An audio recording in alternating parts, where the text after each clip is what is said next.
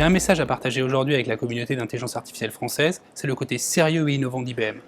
Sérieux pour avoir accompagné des clients dans ces dernières années à la fois des étapes de proof of concept et d'industrialisation, l'industrialisation étant clé aujourd'hui dans le marché de l'intelligence artificielle, et visionnaire, IBM a toujours eu à cœur d'accompagner ses clients dans l'innovation et dans ce domaine particulier qu'est l'intelligence artificielle au fur et à mesure des années pour innover dans ce marché et amener de plus en plus de nouvelles expériences clients, de nouvelles expériences employées.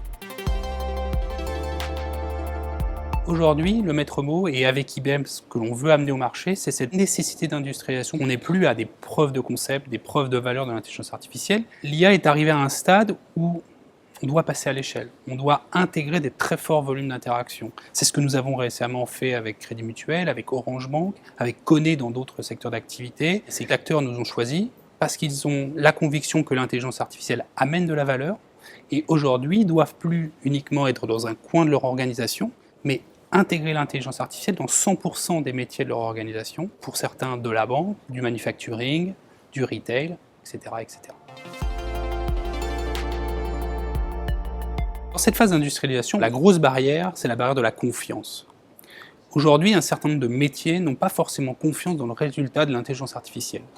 Ce que l'on veut faire, c'est d'accompagner les clients sur lever ces barrières-là. Lever ces barrières-là veut dire être capable d'éliminer les biais de l'intelligence artificielle. L'intelligence artificielle est basée sur des données. Si vous fournissez des données biaisées, le résultat sera intrinsèquement biaisé. On s'est fait fort chez IBM d'équiper, de fournir un certain nombre d'outillages aux organisations, leur permettant de détecter et d'atténuer ces biais, à la fois dans les jeux de données, dans les algorithmes, et également dans un mode de production de ces modèles. Deuxième point, la partie explicabilité, interprétabilité, c'est d'être capable de fournir en compréhension humaine le pourquoi. Pourquoi l'intelligence artificielle m'a amené ce résultat-là?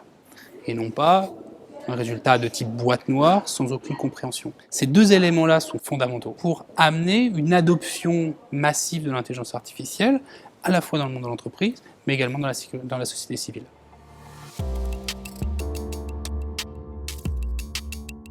Alors IBM œuvre pour le futur de l'IA principalement et fondamentalement sur de la recherche. Recherche dispersée à travers le monde, avec une forte emprise en France, principalement sur le plateau de Saclay, sur lequel nous avons monté un centre de recherche qui va s'appliquer sur un certain nombre de domaines, toute la partie business automation, ou comment on va adjoindre de l'intelligence artificielle dans la business automation, sur un domaine extrêmement spécifique de l'automatisation de l'intelligence artificielle, avec une offre qu'on appelle Auto AI, ou comment on va aider les data scientists à concevoir, à imaginer des solutions basées sur l'intelligence artificielle de manière automatisée.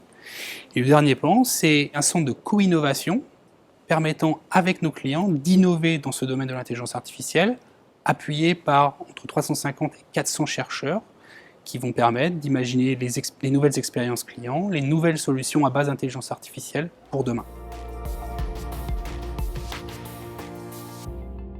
Et si, comme les astronautes de la Station internationale, vous êtes à la recherche d'un compagnon dans l'intelligence artificielle, je vous invite à nous retrouver au Salon AI Paris.